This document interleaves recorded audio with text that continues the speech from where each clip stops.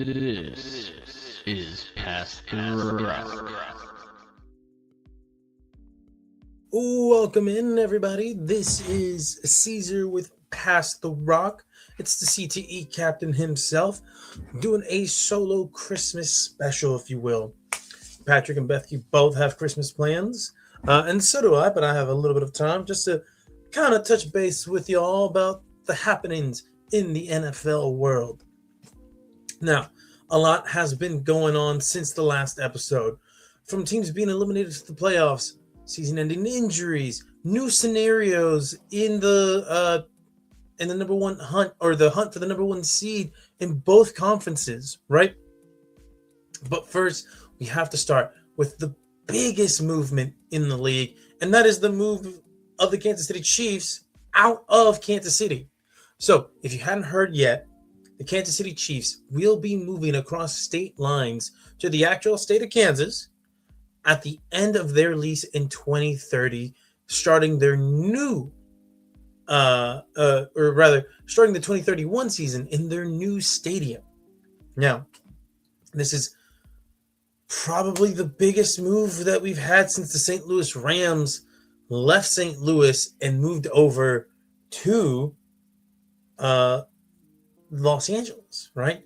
Now, you could argue, Los Angeles, the Chargers going from San Diego to Los Angeles, right? But they kind of still stayed in state. It's still Southern California. Granted, it's a big drive, right? Raiders moving to Vegas, that one didn't make a whole ton of sense for the Raiders fan base. Didn't make a whole ton of sense for the Raiders, except dollars and cents, right? And that's what it all comes down to. Now, this one, the reason I say this is one of the bigger moves is because now you leave the state of Missouri without an NFL team. They lost the Rams. They're losing the Chiefs. And now, granted, they're only moving about 20 to 30 minutes. If I remember correctly, it's about 30 miles west of the downtown Kansas City, right? So it is not going to be particularly far. However, it is very symbolic that you are leaving Kansas City, because in Kansas City, that is where you won 3 out of 5 Super Bowls. You went to 7 straight AFC Championship games. Arrowhead is one of the more historic stadiums in the entire league, one of the loudest stadiums in the entire league, with a die-hard fan base. Now, granted, a lot of NFL fans may not necessarily love Chiefs fans just because of all the success they have been having over the last decade or so. That doesn't change the fact that I believe most NFL fans would be kind of upset on their behalf, because you can project what it would be like for your team to get up and leave and go to a different state, or even to a whole different city that's not close to where the team is. Now, I feel like one of the more prime examples of a fan base maybe not necessarily caring too much about a team moving 30, 40 minutes in a different direction would be right here in DFW. Now, the Dallas Cowboys, famously, have never really played in Dallas outside of the Cotton Bowl, right? Texas Stadium being in Irving, but it was in a spot that was right on the border of Dallas, right? Easy to get to on 35. But then they go and move to Arlington, Texas. That's a whole different city within the DFW Metroplex. And I don't need to give Cowboys fans this lesson or anything like that. Just for those who may not be as familiar, if there are any fans who are watching this and are like, yeah, I want to know a little bit about the Cowboys move. And for those of you who don't know, the Cowboys, their headquarters is not in Dallas either. It used to be in Valley Ranch, which again, technically not Dallas, but still close enough. Now it's in Frisco, Texas. That is 45 minutes to an hour, depending on traffic, all the way from Arlington, right? So you call yourself the Dallas Cowboys, but you play in Arlington, you're headquartered in Frisco, and now you look at the Kansas City Chiefs. Are you still going to call yourself the Kansas City Chiefs, despite the fact You're not in Kansas City, Missouri, right? Are you going to drop the city and just call yourself the Kansas Chiefs? I don't think so for branding purposes. Now they might be playing in Kansas City, Kansas. They might be playing close enough, right, to Kansas City where they're like, hey, semantics here and there. Except it doesn't work the same way, right? Because now you're in a whole other state. And now this all came down to dollars and cents. Why the city of Kansas City has lost their football team. Granted, they still have them for about 5 more seasons. Unfortunately, though, they just weren't able to come to an agreement with the Hunt family. Now, like most NFL owners, they are all greedy and want to get their grubby little hands on as much money as possible without spending any of their money, right? We do not feel bad for any billionaires on this show. And so, the state of Kansas said, we'll put up 60% of the cost of this move, the stadium, through what they call their star bonds, right? So for those who are unfamiliar with Kansas politics, like me before I started this, the star bond is essentially going to be it's a state tax that they get from, I believe, tourism, right? And they are putting up, I believe it's $1.8 billion. That is the most that any state government has put towards a team. And that is insane because that's money that could go to actual infrastructure and making the lives of the people of Kansas better. And here's the thing. So some of you may be like, well, they can benefit from the stadium and all the revenue from people coming from Kansas City, Missouri over the state lines, except they won't. So part of this deal is that, sure, Kansas will be the majority owner or one of these, these sports complex organizations will be the technical owner of the stadium. However, most of the revenue, if not all of it, is going to the Kansas City Chiefs, and it's going to the Hunt family. The state of Kansas is just going to be able to say they have the Kansas City Chiefs. And that is essentially it. Now, I believe the voters in Jackson County, which is where the Kansas City Chiefs are located, they rejected a sales tax hike that would help fund improvements to the stadium and help finance a new stadium for the Kansas City Royals. So after that failed, right, things started getting rolling, and the Chiefs made their move to pit Kansas and Missouri, the state governments, against each other to see who would be the highest bidder. And now the Chiefs are going to have a dome stadium. And there's the idea that, well, we'll be able to bring in tax revenue from tourists because, the Super Bowl will maybe play there. Maybe the Final Four in men's basketball, women's basketball, maybe a Big 12 game or a Big 10 game or, some marquee college football game, maybe something through the college football playoff. Will stop by and go there because it'll be an indoor, state-of-the-art facility.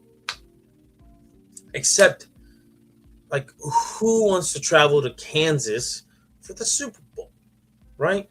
How many of these events want that particular market to be there? I don't know. It just seems ridiculous to me that they would do this, but when you remember the Hunt family are not exactly like incredible people because they are doing this, right? At first, I believe there was in their press conference, they started with saying this was the best decision for their family and for the organization, which financially, yes, that is correct. However, he had to throw in there. We were also thinking of the fans. You were not thinking of the fans. You're never thinking of the fans when you are moving the stadium. If the fans were at the top of mind, if they were your priority, you would have found a way to stay in Kansas City. You would put up, and here, let me look this up for y'all. Let's see, the Hunt family, right? Net worth is $24.8 billion. That's an insane amount of money, right? They could have paid for this on their own. They could have done all of this, right? Because it's the fans that make your team worth a shit. Because they're the ones that are buying tickets. They're the ones that are buying merch, right? They bring value to your franchise. Because you can win and win and win all you want. However, if people aren't showing up and repping your team, where's the revenue coming from? Where is the value of your franchise coming from? Right? There's a reason why the Dallas Cowboys are the most valuable franchise in the world. Between this top of the line, stadium that they have and the success that they had in the past, their fan base is large. It's larger than almost anybody else's. So they buy so much jerseys, shirts, apparel, watches, chairs, clocks, memorabilia of all kinds, right? There's a reason they are so valuable. Fans make them valuable. You are nothing without your fans, and you are spitting in the face of your fans by saying that this move outside of the city is for them. Just call it what it is. It is greed at its finest. All right. It's a greedy family. It's a greedy move. The NFL is definitely going to let it go or let it happen because, again, it is a greedy league. Now, they just so happen to provide a product that so many millions and millions of people love to watch every Sunday for 23 weeks of the year, if you count postseason, preseason, right? And so it's unfortunate, Chiefs fans, that you are losing your team. Those who, live in Kansas City, it's unfortunate for you guys that your team will be moving away to the state of Kansas.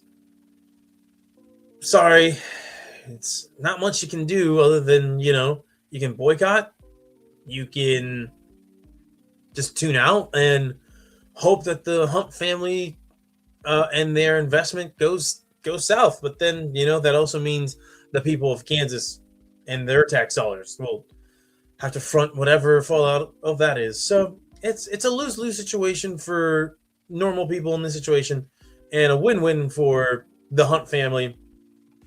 Now, we'll see what the Chiefs look like in 2031. Will they still have Patrick Mahomes? By that point, I think Andy Reid will be out of the building. There definitely won't be any Travis Kelce on the team. So, who knows? Maybe the Chiefs that go there are bad, and we're back to the historically not great Kansas City Chiefs now being in Kansas. And, you ride off on this high. Dynasties end one way or another. And this one, it's a sad unraveling, from getting your team's ass kicked in the Super Bowl to this season of lots of injuries. You've played a good chunk of the year with a losing record. You might finish the year with a losing record. You lose Patrick Mahomes. You lose a lot of players to injuries. And next season looks really, really tumultuous, right? Because you don't know what turnover you're going to have both with the coaching staff and on the roster.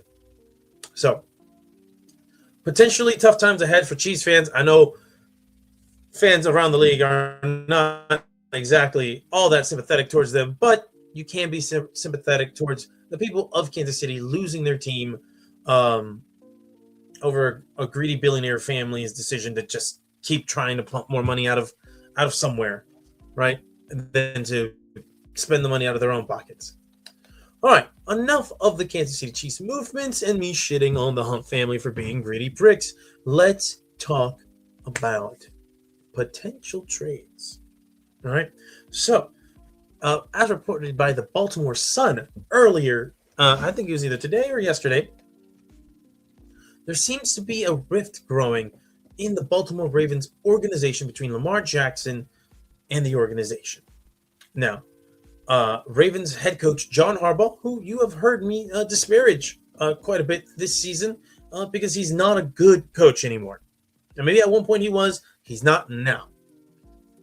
And I will fight tooth and nail to anybody who defends him and thinks that he would be a solid hire, because you do not lead the league in double-digit blown leads like he does and should be considered a good coach. You do not deserve a title of a good coach.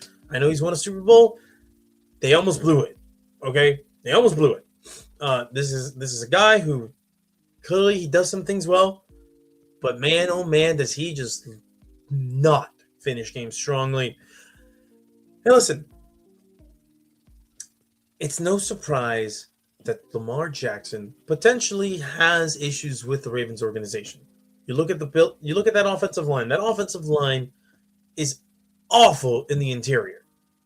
Awful. I implore you all to go out of your way and go look at their guards and how they play. They are both massive men, and they are terrible. They get bullied. They're just not where they're supposed to be. And even if they are in the right spot, they can't sustain their blocks for very long. And that's why you've seen a down year from Derrick Henry, who still's having a pretty solid year, right? And that's why Lamar Jackson also has gotten hurt. His line hasn't been as good as they've been in years past. So you look at that organizational. Now, granted, John Harbaugh may not be responsible for personnel, but he's the head coach. Head coaches will almost always have some say in that regard. But I want y'all to remember something. This is a Baltimore Ravens team that did not want to give Lamar Jackson a fully guaranteed deal. This was a Baltimore Ravens team that colluded with other teams to not extend any deal towards Lamar Jackson when he was a restricted free agent. Because here's the thing. You're telling me that a two-time MVP can't drum any interest from other teams? It was egregious when the Atlanta Falcons, who were desperate for a quarterback, did not go after him. It seemed very strange that they would not offer him a deal. And now you see what happens, right? They're paying the consequences of that. And so, at some point, Lamar Jackson had to settle for a deal that was still a really good deal, right? You look at the numbers, big numbers, not exactly what he wanted, nor what he deserved. Because this was a guy who, and rightfully so, deserved every penny that he was asking for, because you are looking at somebody who's revolutionizing the position in the way that people thought Michael Vick would. A quarterback who is as fast as anybody on the field, can beat you with his arm, his mind, and his legs. We've never seen a quarterback quite like Lamar Jackson. And when he's firing in all cylinders, he truly is in a league above. Very few quarterbacks are on that tier with him. So, you say all that, you know how important the guy is, and yet you don't want to pay him. You don't get him elite offensive talent to work with, right? You gave him Derrick Henry, yes. But you're keeping him with Mark Andrews, who is constantly doing something stupid and or not catching a perfectly placed ball to help win games. Looking at that playoff loss against Buffalo this last postseason. Their best receiver is Zay Flowers, who has more fumbles than he has touchdowns this year, and had a huge fumble in this past game against the New England Patriots. You look at him and you're like, yeah, it's a team that it's solid offensive talent, but it's not elite offensive talent. What makes it elite is their quarterback, who raises the floor and the ceiling of this team. They just haven't been able to get it done because they have a coach who chokes incredibly hard, and they just have a limited ceiling on the talent that they have surrounding him. And not to mention, the defense has progressively gotten worse over the years, right?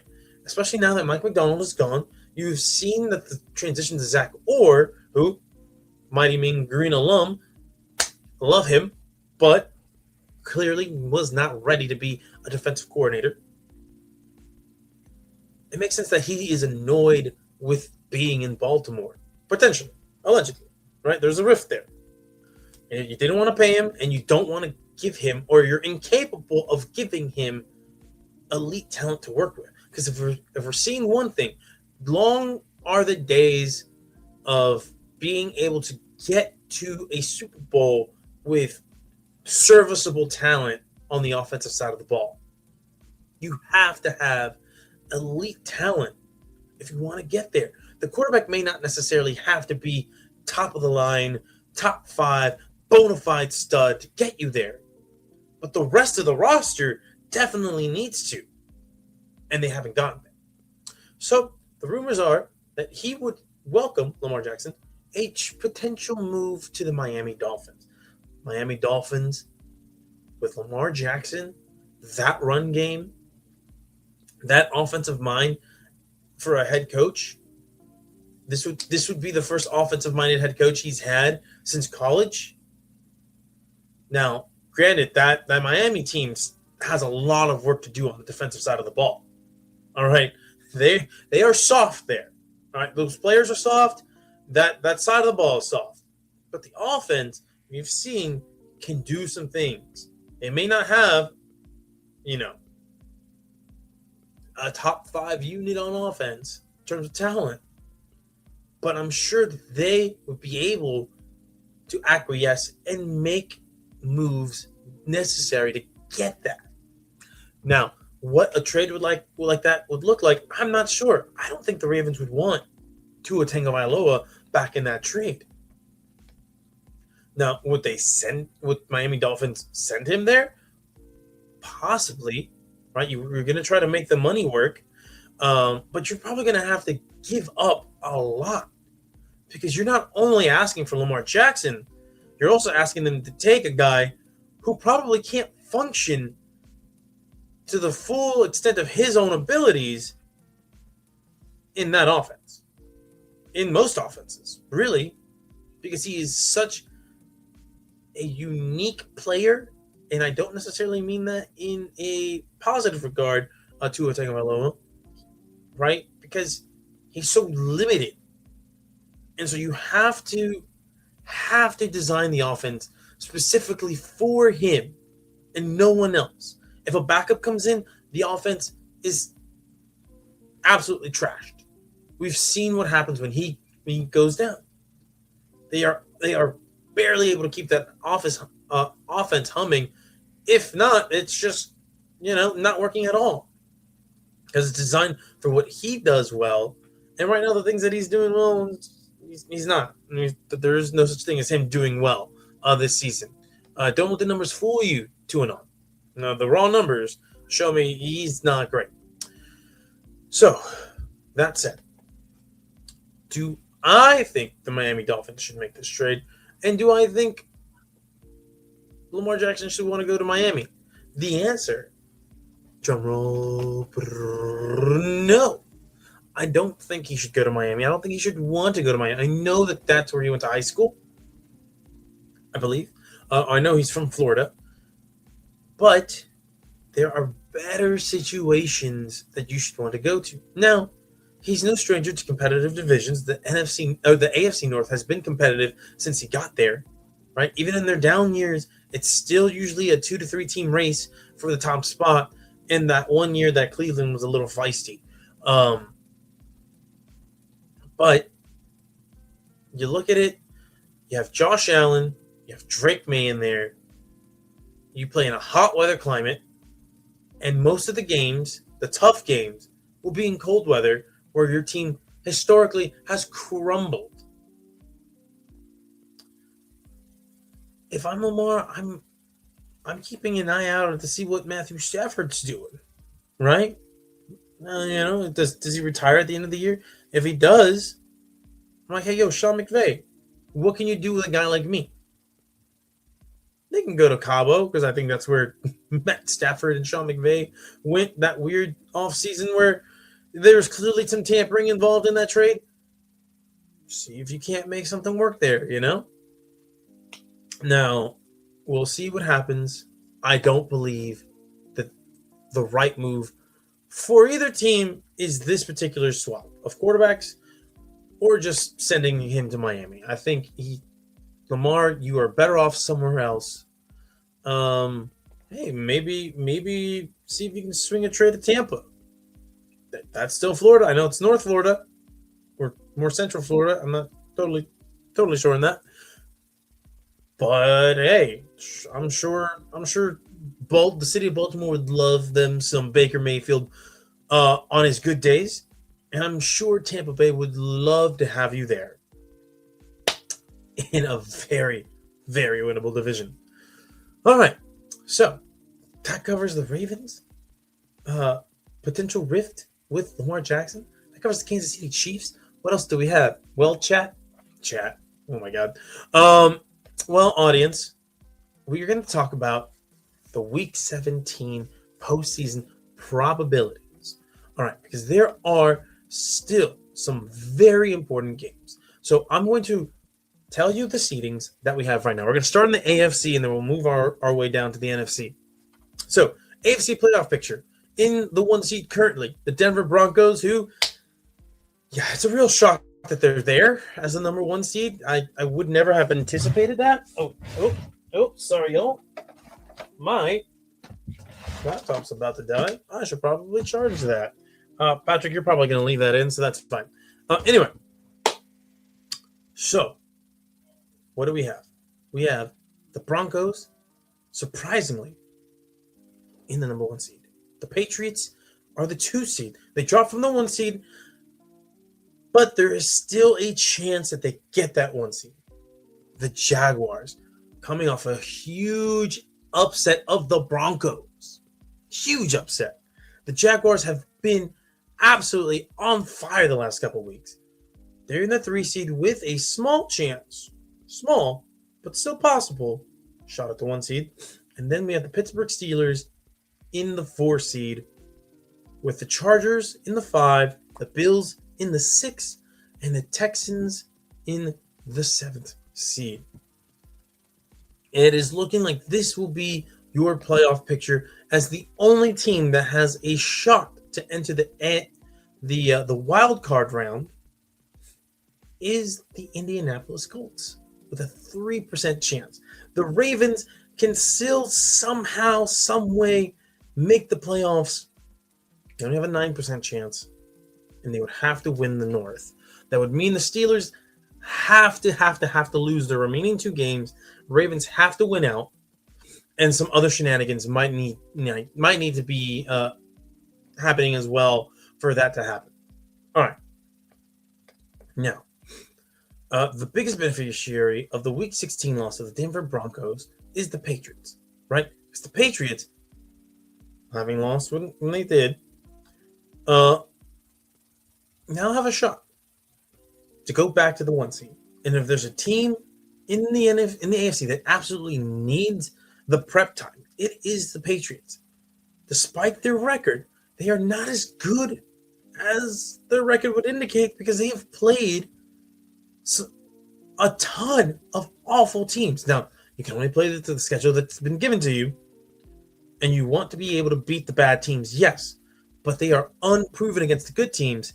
And if you look at their roster, it's not an impressive roster. This is a really good coaching job. Drake May has been incredible. He might be the MVP solely based because he is lifting an offense that does not have a true number 1 receiver. If this was 2017 Stephon Diggs, this might be a different conversation, but it is not. It's 2025 Stephon Diggs. And listen, I know their running backs can sometimes have some highlight plays here and there. Whew! Sorry, y'all. But they are not a consistent bunch. Okay. So, the Bills are still in the hunt, too. They have a chance at the 1 seed, but it's very unlikely. They're going to probably have to be road warriors. And here's the thing. The Texans, Chet, according to an NGS model, in just 2 of 10,000 simulations, the Texans can win the conference. That is not great, right?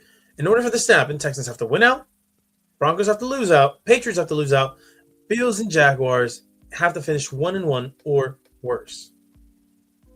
Yeah, there's no shot of all of that happening. And if there is, oh my goodness, what a story. What a story that I don't think will get enough attention, but it should, right? And yeah, Mike Tomlin, let's talk about the Steelers. His consecutive non-losing seasons is at 19, right? The Steelers can now just focus on losing their first playoff game because it's the Steelers, it's Mike Tomlin, and he's not been a real winning coach in the playoffs in a very, very long time. Now, we're looking at that, and we're looking at the teams that are eliminated. So let's go down. Let me see how the Chiefs, the Dolphins, the Bengals, Jets, Titans, Browns, and Raiders. These teams now kind of have to play spoiler for somebody. Will they? I doubt it, but who knows? Let's move on to the NFC, shall we? All right. So the Seattle Seahawks, who had a huge win. And by the way, I called it Game of the Week last week. Them versus the Rams. Boy, did I nail it. Right? Some questionable officiating aside, that game was incredible. Incredible. Feels like the first time that I've called something Game of the Week or the most must-watch game of the week, and it actually lived up to the billing that I had in my head. But that win put them from the 5 seed to the 1 seed with a 50% chance to continue being the 1 seed all the way into the playoffs. The 2 seed is going to be the Bears, right? They have a 10% chance at the 1 seed. It's not impossible, but it's very improbable. Eagles are in the 3 seed, which, by the way, they've broken the curse. They broke the NFC East curse. Oh, man. They tried so hard to hand that to the Dallas Cowboys. They really did. They really did. But thankfully, for the sake of the curse being broken, Cowboys didn't want it. Because, their defense is bad.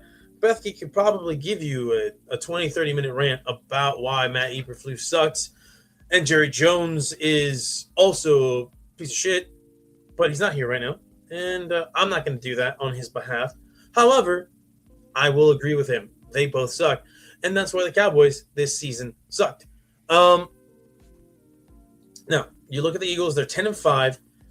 They're all but solidified in the 3 seed. There's a small chance at the 2 seed, but it would require the Bears to lose out and the Eagles to win out. And I just don't know that that's going to happen. Now, you have the Panthers. They are in the playoffs right now, but they have the smallest chance of making it of all the division leaders, right? Because you have the Seahawks, the Bears, the Eagles. They are at 100% chance. They're locked into the playoffs. The Niners and Rams also locked into the playoffs. The Panthers are at 42%. Now, the Packers, they're at 94%. They are the 7th seed, right? 49ers at the 5, Rams at the 6, Packers in the 7th slot. Weirdly enough, the 49ers have the 2nd best odds at winning the 1 seed. This team that we have not really given too much attention to because of all of the injuries that they've sustained, right? And they are the product of a pretty easy schedule. They're 11-4. If they win out, which is a possibility, if the Seahawks don't, handle business, there's a shot the 49ers of all teams get the 1 seed. And they have the 2nd best odds at 26%. Then, of course, you have the Rams at the 14% chance to win the 1 seed. The Rams, who I think desperately needed this because they have an older quarterback. They have Devontae Adams, who's also pretty old. I believe he's 33 years old. You have Matthew Stafford, who, if memory serves correctly, he's 38? I think. Let's see. Matt Stafford, how old are you?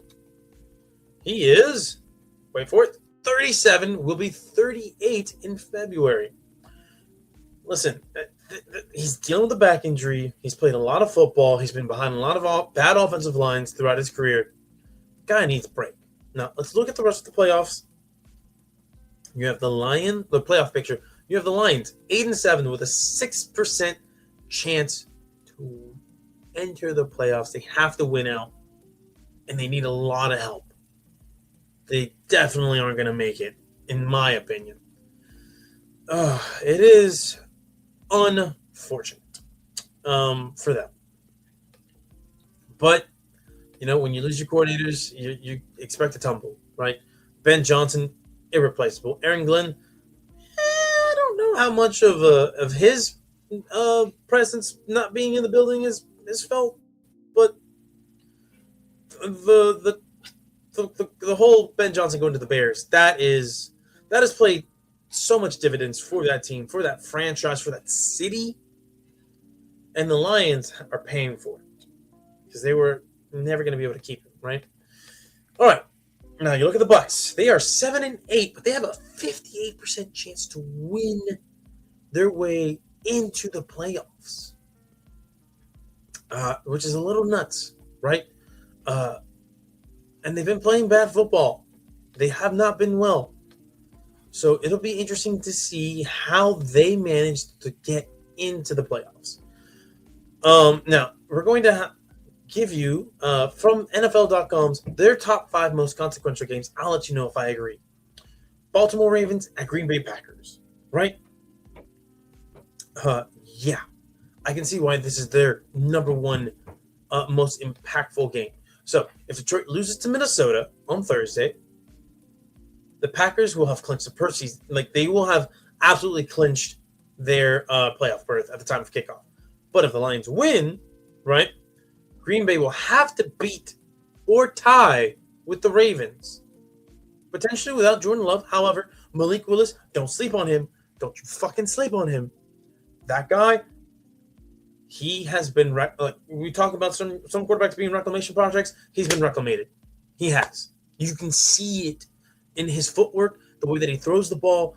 The offense changes. Yes, he may not be able to run the Jordan Love offense the same way, but the Malik Willis offense, my guy, ooh, it's exciting. It's exciting. I hope that he gets a shot somewhere whenever he enters free agency, because there is some untapped potential there. All right. Now, a Packers loss in this situation, it's going to hand the Bears the NFC North title while triggering a win-tie scenario for the Green Bay Packers in Week 18. So they have to win, right? And they have to hope that Detroit loses. So they're not in a similar situation. Now, the Ravens could be starting either a banged-up Lamar Jackson or Tyler Huntley. Yeah, this is a must-win for both teams. But for Green Bay and their seeding, you don't want to be on the wrong end of that 94% chance of being in the playoffs. Now, let's talk about this matchup right here. This one's going to be a very interesting game, especially for my Carolina Panthers are better than Kansas City Chiefs agenda, which it's true. It is true. One is mathematically eliminated. The other one is not. Panthers have some great wins. They beat the Rams. Let's not forget that. They also lost to the Saints, which such an NFC South thing to do, right? But let's look at this one. In NFL.com's second most important game, the Seattle Seahawks going up against the Panthers in Carolina. Now, the Seahawks have been pretty good on the road. But let's talk about what a loss would be. If they lose, they would lose out. They would lose the top seed heading into the final weekend. And it would get worse. If the Rams, who go to the Falcons, and the 49ers, who are going up against the Bears, win their games, then the Seahawks would go from the 1 seed down to the 6th seed.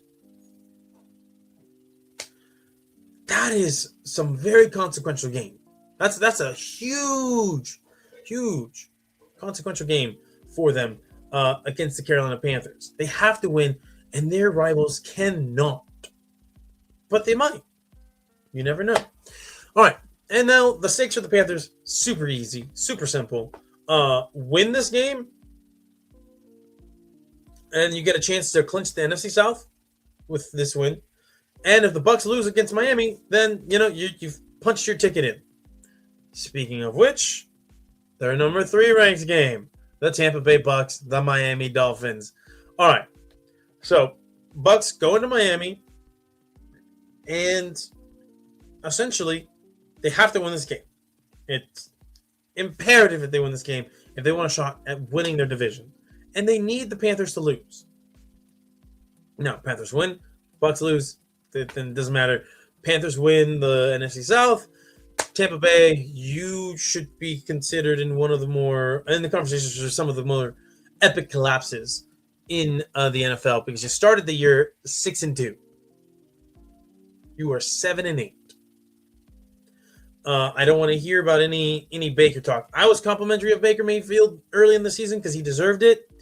But some national speaking heads, or talking heads rather, were very adamant about how good this guy is and how there's few quarterbacks you would want more in these situations. Really? Really? Cam Newton's such a fucking bozo. Anyway, now if they knock off the Finns, the Bucs will host Carolina in a winner-takes-all division showdown. That should be interesting. It'll be interesting. Will it happen? Who knows? This next game, Texans-Chargers. Great matchup here. You have two like really blue-collar teams, but they both do it in different ways. The Houston Texans with mediocre offense and an incredible defense, and the Chargers are just kind of solid on both sides of the ball, not overly impressive on either end, but they're well coached, right?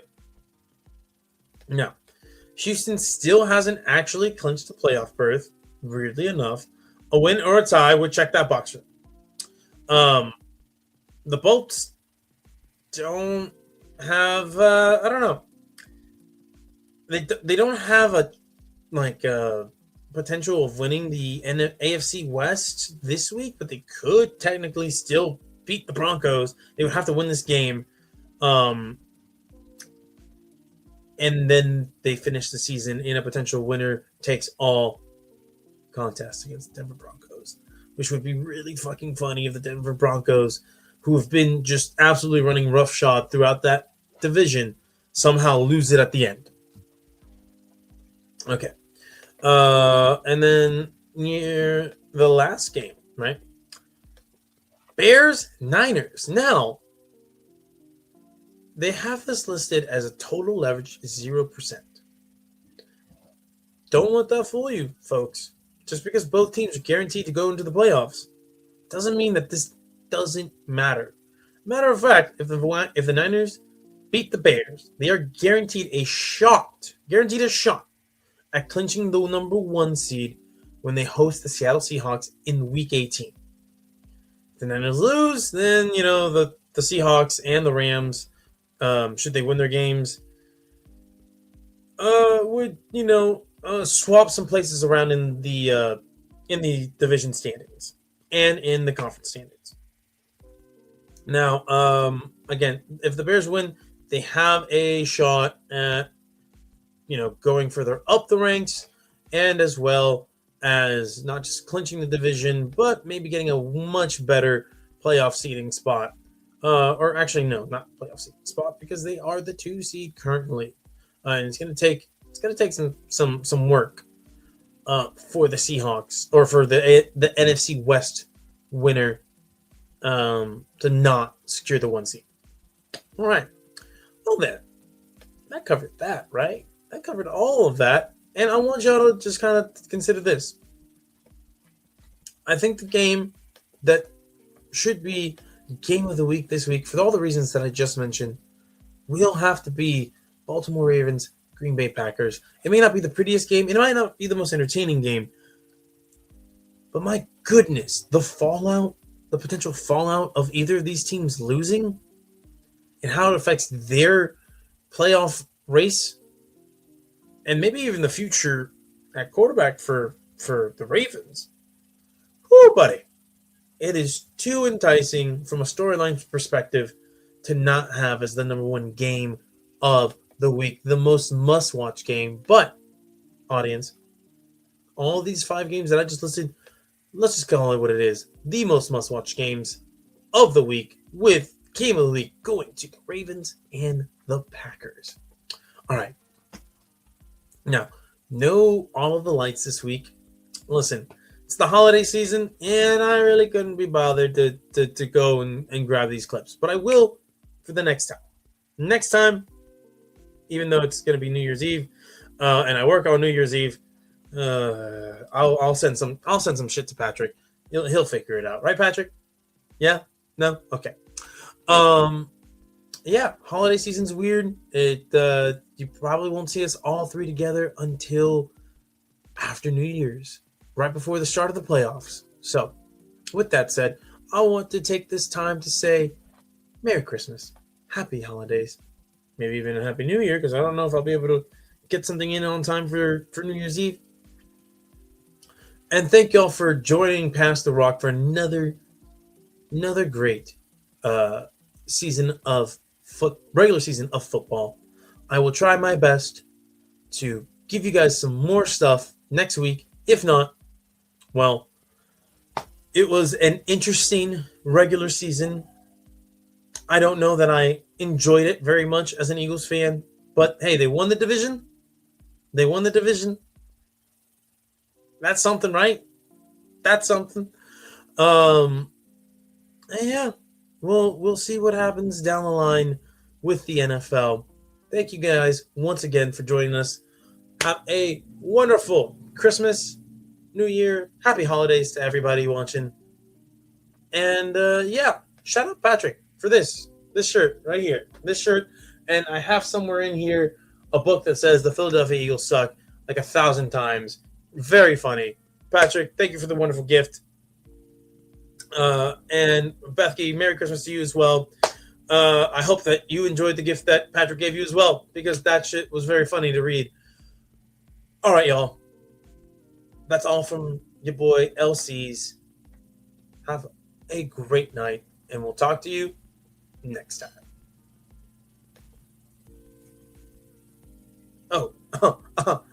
Of course, the end record button didn't work. I'm a jackass. Okay, this time for real.